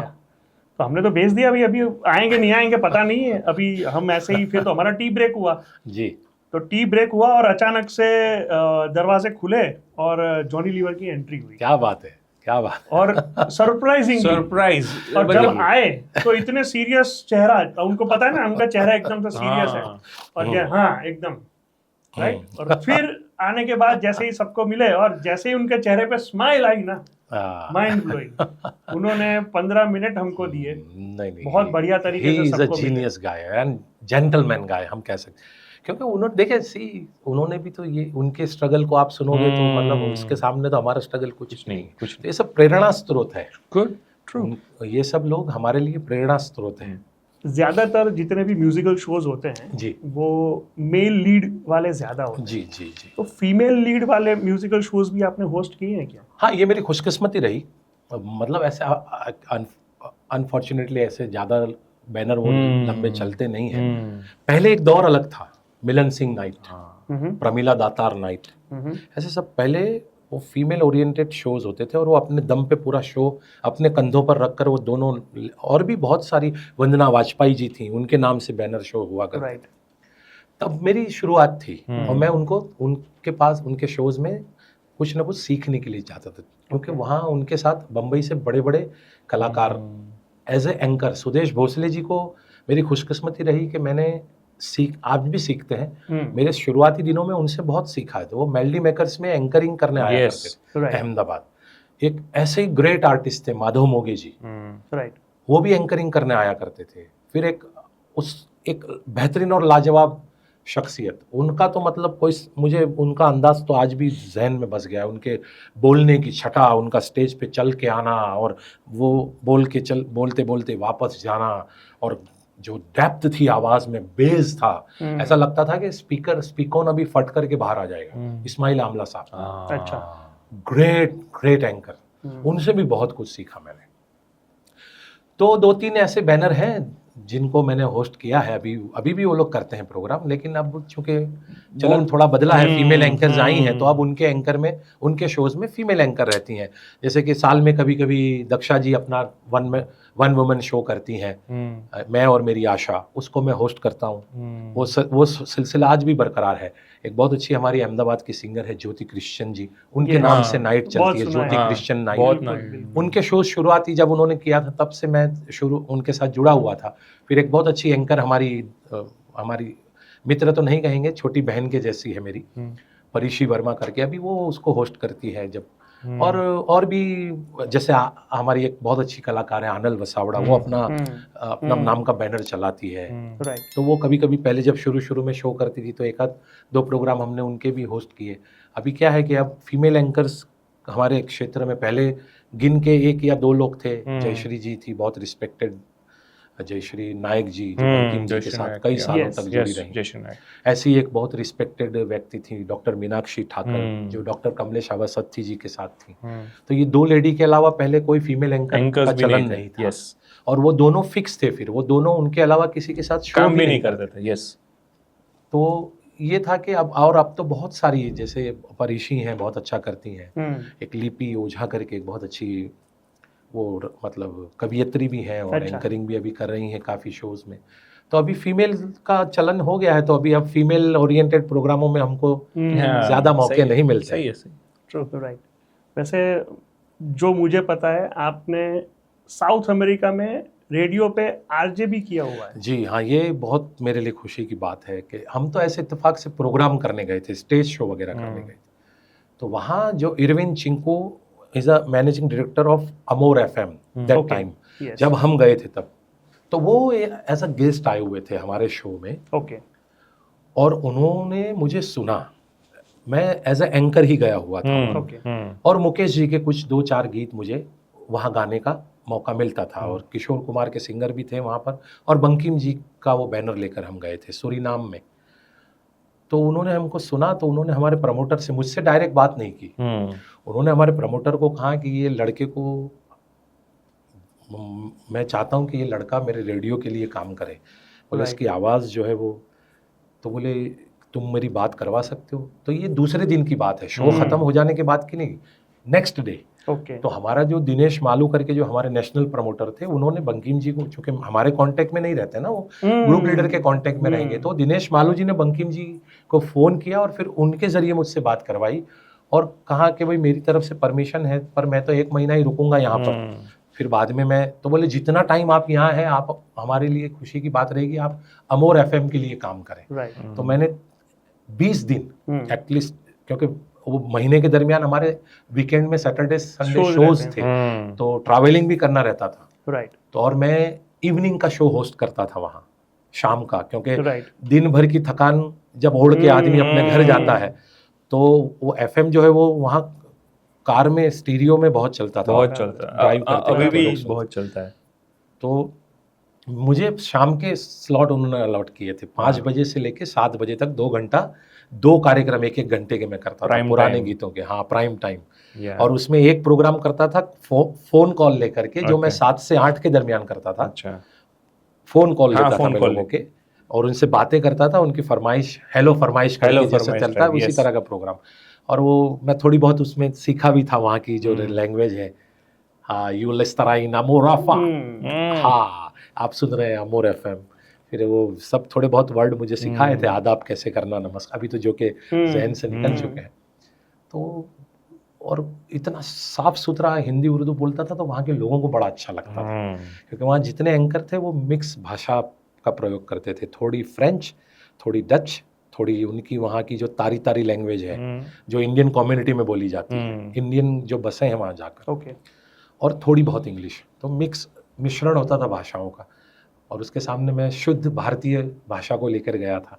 लोगों को बड़ा फ़ोन कॉल करते थे, कई लोग चिपक जाते थे, हमको कहना पड़ता था कि अगली कॉल लेनी है मुझे, बहुत मज़ा आया आपके साथ बात करते हुए, फिर कभी बात करते रहेंगे, जुड़े रहिएगा हमारे साथ, अमोर एफएम सुन रहे हैं आप, और लीजिए आपकी फरमाइश पर ये क्लिक करके फेडर अप कर देता था मैं, क्योंकि लोगों का प्यार मिलता था ना हमको, वो फ्लेवर मिलता। हाँ, तो और छोड़ते नहीं थे, आप मानेंगे नहीं, इतनी देर तक हम उनको फिर रिक्वेस्ट भी करें कि हम कॉलर से रिक्वेस्ट करते हैं कि हम 30 सेकंड से 1 मिनट में अपनी बात को ख़त्म करें तो हमें बहुत अच्छा रहेगा, हम ज़्यादा कॉलर ले पाएंगे, हमें बहुत माफ़ी है, माजरत है कि हम आपसे ज़्यादा बात नहीं कर सकते, लेकिन जो भी कॉल कर रहे हैं, जिनका भी कॉल हम रिसीव करेंगे स्टूडियो में, आप कृपया 1 मिनट से ज़्यादा बात न करें तो बड़ी, ऐसा फिर भी कुछ लोग जुड़ जाते थे लगे रहते थे। वैसे अभी फरमाइश की आपने बात करी, जी जी, तो स्टेज शो में भी काफ़ी फरमाइश वगैरह भी आती रहती होती है, और लोग खुश हो जाते हैं और कहते हैं कि यार हमारा ये फरमाइश वाला गाना गाओ, और कभी सिंगर जो है वो फंस जाते हैं, शायद उनको वो ट्यून नहीं आती या वो गाना वो नहीं गाते, लेकिन अब या तो ऑर्गेनाइजर से आई है फरमाइश या किसी ऐसे व्यक्ति से आई जो प्रोड्यूसर भी है शायद, तो वो कैसे मैनेज करते हो आप? वो पहले तो बहरहाल ऐसा होता है कि देखिए, अभी अब कुछ देर पहले हमने बात की कंपटीशन है, तो थोड़ा क्या होता है, कई बार किसी और के शो में जाते हैं तो परेशानी एंकर के जिम्मे आ जाती है, क्योंकि कई लोगों को आज भी ये मुगालते में ये गलत फहमी में है कि एंकर ही है जो शो का हेड होता है, लीडर है। अब उन्हें ये पता नहीं कि भाई मैं तो एक अदना सा मुलाजिम हूँ इस बैनर का, मैं कई बार बोलता हूँ कि साहब वो तो चिट्ठी नो चाकर छू यार कुछ लोगों को कहना पड़ता है, जैसे अब रुतबे में बड़ा है, मैं उसको पर्सनली जानता हूँ और वो जिद पे अड़ा है कि नहीं ये गाना तो लेना ही है, तो अब मैं वो बात ऑर्गेनाइजर को भी नहीं कह सकता हूँ, क्योंकि ऑर्गेनाइजर अरे वो तो बोलेगा तो मैं ऐसा तो नहीं बोलूंगा जाकर भाई ऑर्गेनाइजर तो ऐसा बोल रहा है वो तो बोलेगा नहीं, वो दोनों के बीच में ट्यूनिंग बनी रहे, उनका संबंध एज इट इज रहे, तो वहाँ हमको कहना पड़ेगा सर माफ़ी चाहता हूँ नहीं हो पाएगा सर अगली बार। और कई बार ये भी होता है कि सिंगर्स मान जाते हैं तो गा लेते हैं, उन्हें पता नहीं होता तो फिर मैं इजाज़त ले लेता हूँ कि अगर आपको एतराज़ ना हो तो मैं सुना दूँ। अच्छा, परमिशन बहुत कम मिलती है, लेकिन परमिशन बहुत कम मिलती है, और बहुत एक्चुअली मैं लेता भी बहुत कम लोगों से, क्योंकि जहाँ मुझे लगता है कि यहाँ हमें फ्रीडम मिल रहा है, यहाँ हमारी रिस्पेक्ट, यहाँ हमारी इज्जत करने वाले लोग हैं, ऐसे लोगों से ही मैं परमिशन मांगने जाता हूँ। अदरवाइज़ मैं बड़ी मोहब्बत से कह देता हूँ कि सर मैं बहुत माजरत, बहुत माफ़ी चाहता हूँ, ये लिस्टिंग वाला शो है, हम प्रिपेयर, और ये हकीकत भी है। एक प्रोग्राम जो आप हॉल में देखते हैं और जो शादी ब्याह के प्रोग्राम, मैरिज फंक्शंस में, बहुत बड़ा फ़र्क है। ऑडिटोरियम का शो पूरे डेडिकेशन के साथ, पूरी तवज्जो और समर्पण के साथ किया जाता है, होमवर्क के साथ किया जाता है, और जो 25-30 गाने हम तय करते हैं वो बाकायदा प्रैक्टिस की जाती है। आज पहले ये बात नहीं थी, लेकिन आज तो अब चलन है लिखा हुआ बजाने का, मतलब नोट टू नोट, ताल टू ताल। अच्छा, हाँ, रिदमिस्ट भी पूरा उसका रिदम के क्या क्या ठेका बजाए, कौन सा ताल बजाए, कहाँ धी बजाए, कहाँ नी बजाए, वो सब लिख कर लाते हैं। तो हम उनको समझाते हैं कि भाई ये स्क्रिप्टेड शो है, इसमें नहीं हो सकता है, अगली बार जब आप कहीं मिलें तो थोड़ा एडवांस में बताइएगा, हम कोशिश करेंगे। नोटेशन नहीं होने की वजह से हम आपकी फरमाइश नहीं ले पाएंगे। लेकिन सर एक फरमाइश तो है जी जो स्पेशल आप ही के नाम से आती है, हर बार आती है, बार बार आती शो होते हैं जहाँ ये फरमाइश है जो आप टाल नहीं सकते और आपके नाम से आती है कि सर आप ही ये गाना गाओ।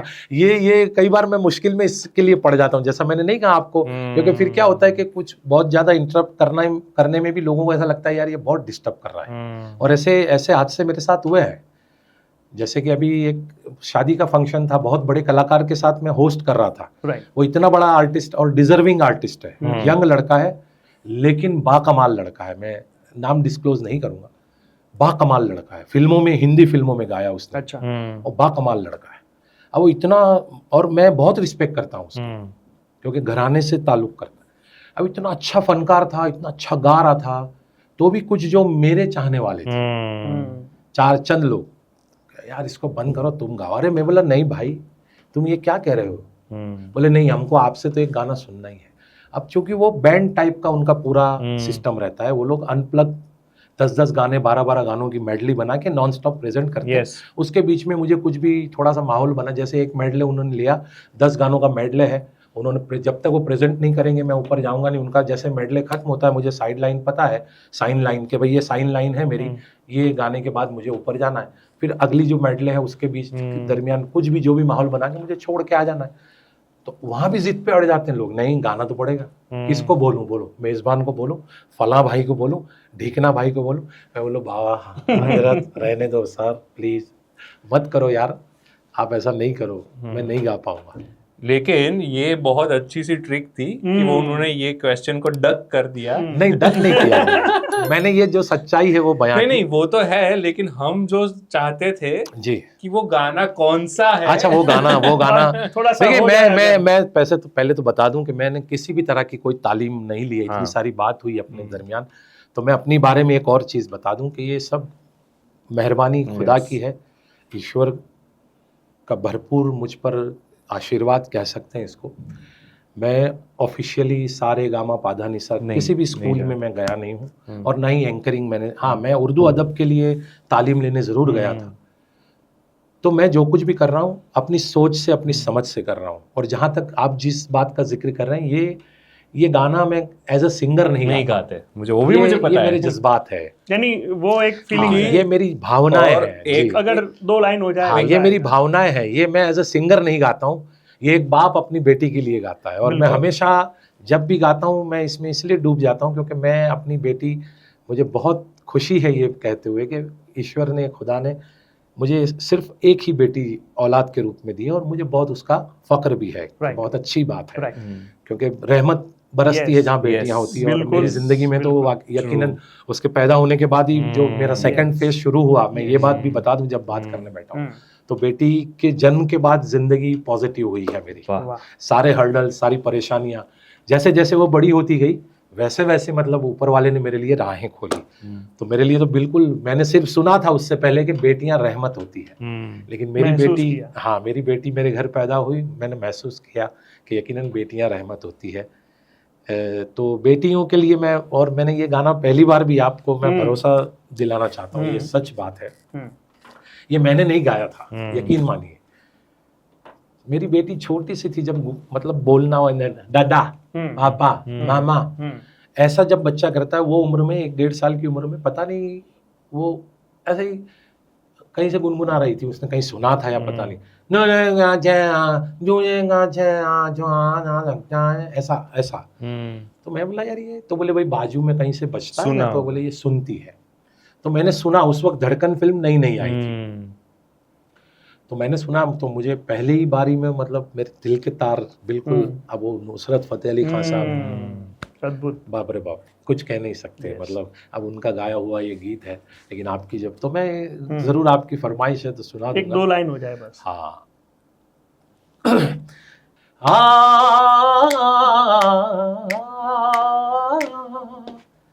दूल्हे का सेहरा सुहाना लगता है, और दुल्हन का तो दिल दीवाना लगता है, और पल भर में कैसे बदलते हैं रिश्ते, हर पल भर में कैसे बदलते हैं रिश्ते, अब तो हर अपना बेगाना लगता है, अरे दूल्हे का सेहरा सुहाना लगता है, अरे दुल्हन का तो दिल दीवाना लगता है। बहुत बहुत बहुत बहुत बहुत बहुत शुक्रिया, बहुत बहुत। और मैं शुरू करने से पहले बताना चाहता था, लेकिन मैं अब बता रहा हूँ कि आपकी पहचान मेरे लिए ये गाना है, क्योंकि मैंने पहली बार आपको सुना था मेरे फ्रेंड की शादी में। अच्छा अच्छा अच्छा अच्छा, राइट। और उस दिन से मैं आपको जानता हूँ और वहां पे वो सबकी फरमाइश पे आपने ये गाना गाया था और जो माहौल बना है। जी जी जी जी, वो सब खुदा की इमोशंस तरफ, है हाँ वो आपने ईश्वर की गाया तरफ से है। यस और देखें सबके पास अपनी एक स्पेशलिटी और बिल्कुल। क्वालिटी रहती है, बिल्कुल। और मैं जब इसे प्रेजेंट करता हूँ तो एक तो ये कहता हूँ कि मैं कोई दावा नहीं करता हूँ, मैं बस इसे एक बाप बनकर गुनगुनाने की कोशिश करता हूँ। तो चूंकि बेटी का बाप हूँ तो भावनात्मकता अपने आप जुड़ जाती है, बिल्कुल। फीलिंग्स अपने आप, मैं तसव्वुर, मैं ख्याल मेरी बेटी का लाता हूँ और मैं अपने आप को सरेंडर कर देता हूँ फिर ईश्वर की तरफ, खुदा की तरफ। सही है। तो ये होता है कि मुझे अपने आप प्रेरणा आती है। कई बार ये होता है ना साहब कि जो स्टेज है ना, तख्त, मंच, आपको वो प्रेरणा देता है, वो ताकत देता है, आपकी कोई मतलब कोई हैसियत ही नहीं इंसान की। सही तो बात है। वो कब देगा, लेकिन जब आप सच्चे होंगे, जब सच्चाई आपके साथ होगी, राइट। जब विनम्रता आपके पास होगी, जब उसकी अहमियत को, उसकी जज्बात को आप समझोगे, तो स्टेज भी कई बार आपको पावर देता है। बिल्कुल ट्रू बहुत पावर देता है। ट्रू। वैसे मोहसिन भाई, एंकरिंग करते करते कभी ब्लैंक हो गए हो? हाँ कई बार और फिर कुछ भी यानी करके फिर निकल लिए हो? बिल्कुल बहुत मतलब देखिए ये कैसा है, हाँ। हम रीडिंग करके, ये भी बड़ी मेहरबानी ऊपर वाले की मुझ पर, मेरे खुदा की बहुत मेहरबानी कि मैंने आज तक कोई चिट्ठी, कोई चिट या किसी भी तरह के प्लाकार्ड का इस्तेमाल नहीं किया है। बहुत बड़ा करम है। तैयारी करता हूँ, सब यहाँ आ जाती है। कोई भी रीज़न हुआ हो, जैसे कि कुछ अगले कोई गाने में कुछ इश्यू हुआ हो, टेक्निकल इश्यू हुआ हो, या बैक स्टेज का भी कुछ प्रॉब्लम हो गया हो, तो अचानक से तुमको दौड़ना पड़ा हो, तो माइंड वहाँ चला, अपने आप को सेटल किया। यस। तो क्या बोलने आया था भूल जाते हैं। तो फिर ये करते हैं कि जैसे कई बार ये होता है कि दोस्तों साथियों आइए, इसके बाद जो नगमा है बहुत ही खूबसूरत, बहुत ही प्यारा नगमा है, और इसको क्या खूबसूरत तरीके से गुलजार साहब ने लिखा है। गुलजार साहब ने तो जो लिखा है वो तो हम सुनेंगे, हमारे फनकार से सुनेंगे ही, लेकिन इसी जज्बात को एक शायर हैं जो कुछ इस तरह भी पर होते हैं। वो कहते हैं कि वो बहुत खूब लिखा है। वो कहते हैं कि अरे इतना गौर से क्या देख रहे हो भैया, सब शायर ही कहेगा तो फिर सिंगर क्या करेगा, आइए आप गाइए, हम निकल। तो दरअसल में वो चीज ब्लैंक हो गए। हाँ, वहाँ ब्लैंक हो गया, क्योंकि मुझे याद ही नहीं आ रहा है। मैं सोच के निकला था कि मैं ये बोलूंगा कि भाई ये गाना है कि तो इसके आगे मुझे बोलना है कोई भी एक, जैसे अभी ब्लैंक हो रहा हूँ, अभी ब्लैंक हो रहा हूँ। यस। हाँ, कि सभी है भीड़ में शामिल, तुम भी निकल सको तो चलो, हाँ सफर में धूप भी होगी, जो चल सको तो चलो। और यहाँ कोई किसी को रास्ता नहीं देता, मुझे गिराकर अगर संभल सको तो चलो। तो चलें, गुलजार साहब की इन पंक्तियों को ताज़ा करते हैं, ताज़ा ऐसा करके छोड़ देते थे।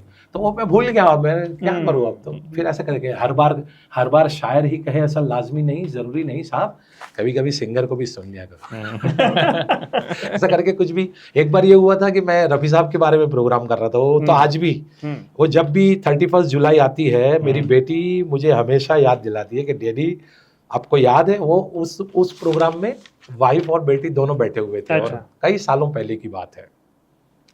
और मैं जब इंट्रोडक्शन दे रहा था तो सब कुछ हुआ, दूसरे के तीसरे गाने में फिर मैं रफ़ी साहब की ज़िंदगी के बारे में थोड़ी बात कर रहा था, क्योंकि प्रोग्राम की शुरुआत में प्रोग्राम क्या है उसका डिस्कशन करना होता है कि भाई आज हम क्यों इकट्ठा हुए। फिर बहुत लंबा चौड़ा बोलेंगे तो लोग बोर हो जाएंगे, तो चलिए हम जिस व्यक्ति को बुला रहे तो फिर उनको प्रेजेंट। अब दूसरे गाने के बाद, पहले गाने के बाद दीप प्रज्वलित वगैरह हुआ, तो उसमें भी कुछ अब बात नहीं कर सकते थे, ठीक है। और तीसरे गाने के बाद फिर मुझे मौका मिला कि अब मैं रफ़ी साहब के बारे में कुछ कहूँ।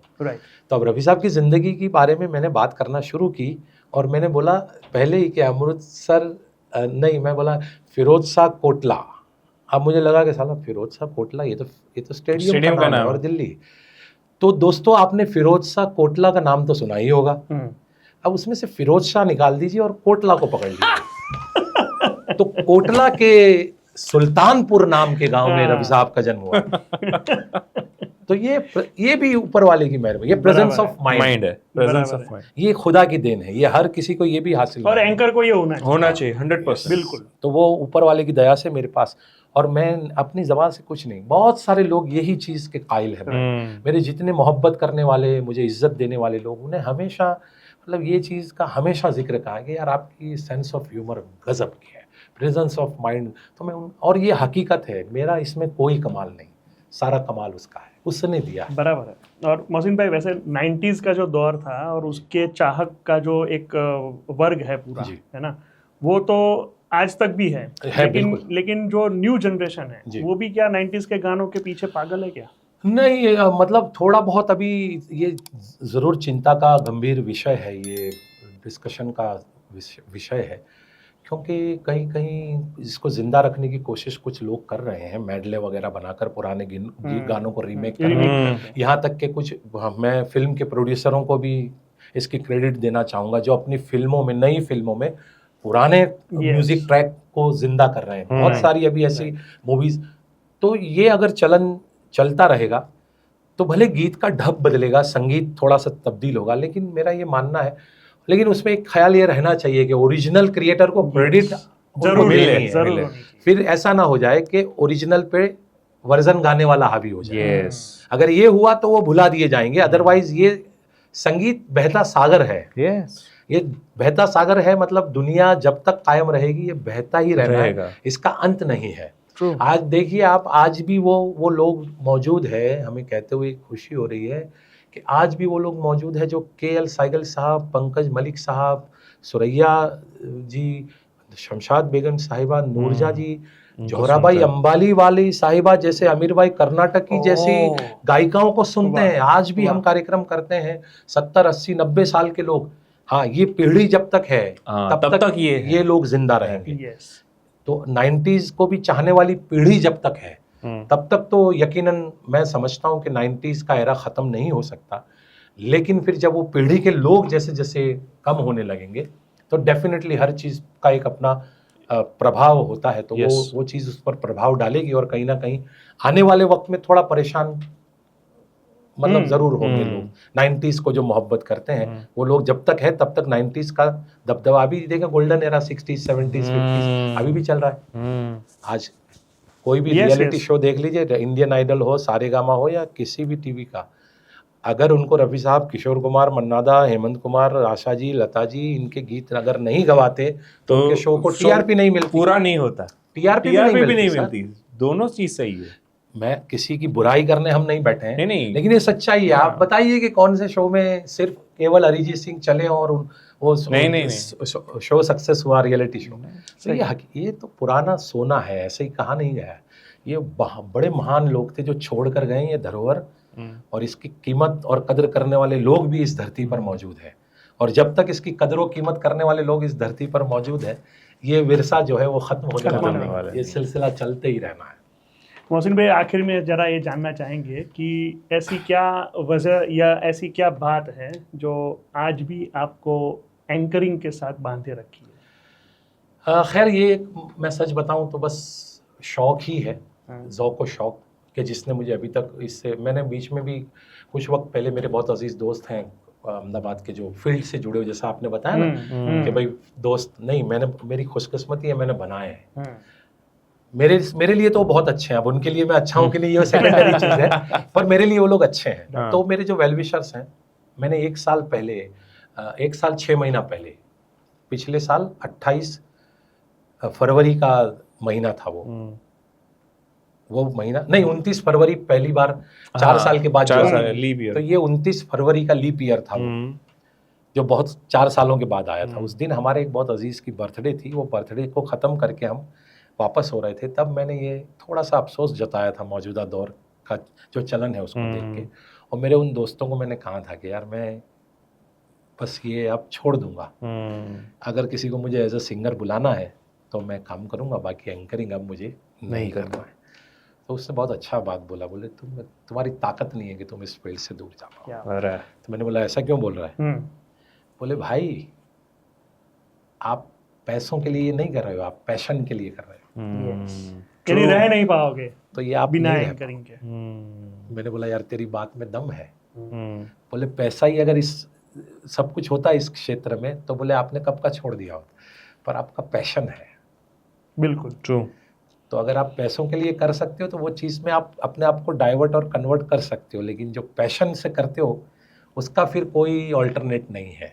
तो फिर वो आप अपने अंदर अंदर परेशान हो जाओगे। इससे बेहतर है, मेरी आपको सलाह है कि आप लगे रहो, सिलेक्टेड काम करो। जो मैं कर रहा हूँ अभी, अब मैं थोड़ा सिलेक्टेड हो गया हूँ। बहुत सारे दोस्तों की माजरत, जो ये लोग पॉडकास्ट देखते होंगे उनको पता भी होगा जी कि मैं आपको बिना वजह नहीं मना कर रहा हूँ। बस मैंने अपना एक मना करने का रीज़न यही है कि सभी लोग अच्छे हैं, मैं ये नहीं कह रहा हूँ कोई बुरा है, लेकिन एक सिलेक्टेड काम करना तय किया है। इसलिए अभी जितनी भी ऑफर्स आती हैं तो मैं बहुत मतलब सिलेक्टेड काम करता हूँ। तो ये पैशन है, इसीलिए जुड़ा हूँ इसके साथ। और इंशाल्लाह शायद अंत तक, जिंदगी के आखिरी लम्हों तक, अगर खुदा ने अच्छी सेहत दी तो ये जुड़े ही रहेंगे, क्योंकि ये जज्बा है, ये पैशन है मेरे लिए। हमारी दुआएं भी वही कह रही है कि आप अपने यानी अंत तक यही जज्बे के साथ एंकरिंग करते रहो, लोगों को हंसाते रहो, उनको एंटरटेन करते रहो। बिल्कुल। और आज जो भी हमारी बातचीत हुई है मोहसिन भाई, सच बताऊं कि जो इनर वाइब्स जो आपकी जो महसूस हो रही थी आज, वो न सिर्फ यहाँ पर महसूस हो रही है, लेकिन हमारे व्यूअर्स को जो आज यहाँ पर देख रहे होंगे उनको भी आपकी ये इनर वाइब्स पहुंचेगी और वो भी अपने जीवन में कुछ नया डिसीजन लेंगे, स्ट्रगल को पार करेंगे, सफल होंगे। बहुत बहुत शुक्रिया, थैंक यू सो मच। कई लोग होंगे जिन्होंने आपको एज ए एंकर देखा है, कई लोग हैं जिन्होंने आपको एज ए सिंगर देखा है, लेकिन एज ए मोहसिन क्या है, जो उसके अंदर का क्या है, वो आज सुनने को मिला होगा। मैं इनर वाइब्स का और आप दोनों का बहुत दिल से शुक्रिया, बहुत धन्यवाद करता हूँ। मेरी जिंदगी का, मैं सच बताऊं तो ये पहला ऐसा मौका है जहां खुल के बात मैंने की है और मुझे अच्छा भी लगा। इनफैक्ट होना चाहिए ऐसा, लेकिन आपने मुझे इस काबिल समझा। मैं इसके लिए भी आपका, इनर वाइब्स की टीम का बहुत दिल से शुक्रिया अदा करता हूँ। और बस यही कहूँगा जाते जाते, जैसा कि आपकी एक फरमाइश भी रही, आपकी ये मतलब ख्वाहिश भी थी कि मैं अपने स्टाइल में इसको इख्तिताम करूँ, तो मुझे मजरूर सुल्तानपुरी साहब हमेशा याद आते रहेंगे जब जब भी ये ऐसी महफिलें सजती रहेगी। और मेरी ज़िंदगी की वास्तविकता है, और जितने भी लोग देख रहे हैं उनसे बस यही एक छोटा सा संदेश भी देना चाहूँगा कि ज़िंदगी में बाधाएँ, परेशानियाँ और तकलीफ़ें अगर नहीं आती है तो ज़िंदगी का कोई मतलब नहीं है। बस डटे रहिए, अड़े रहिए और जिद्दी बन जाइए अपनी मंजिल को पाने के लिए। किसी शायर ने शायद हम जैसे लोगों के लिए ही कहा था कि सपने उन्हीं के सच होते हैं जिनके सपनों में जान होती है। पंखों से कुछ नहीं होता साहब, हौसलों से उड़ान होती है। तो जिंदगी में हौसला मत खोइएगा। और ये खूबसूरत बात जो मजरू साहब ने हमेशा हम जैसे लोगों के लिए कही है कि मैं अकेला ही चला था जानिबे मंजिल, मगर लोग साथ आते गए और कारवां बनता गया। आपकी दुआओं, आपके प्यार, आपके आशीर्वाद का हमेशा तलबगार था, तलबगार हूँ और तलबगार रहूंगा। और आप दोनों का बहुत दिल से शुक्रिया। Thank you so much. Thank you so much once again. और दोस्तों, ये थे आज के हमारे गेस्ट मोहसिन शेख, जिन्होंने अपनी इनर वाइब्स आप तक पहुंचाई। उम्मीद है आज का ये पॉडकास्ट आपको बेहद अच्छा और बेहद पसंद आया होगा। आपके प्यार भरे कमेंट्स का हमें इंतजार रहेगा। मिलते हैं एक नए शख्सियत के साथ अगले पॉडकास्ट में। Till then, discover you within you.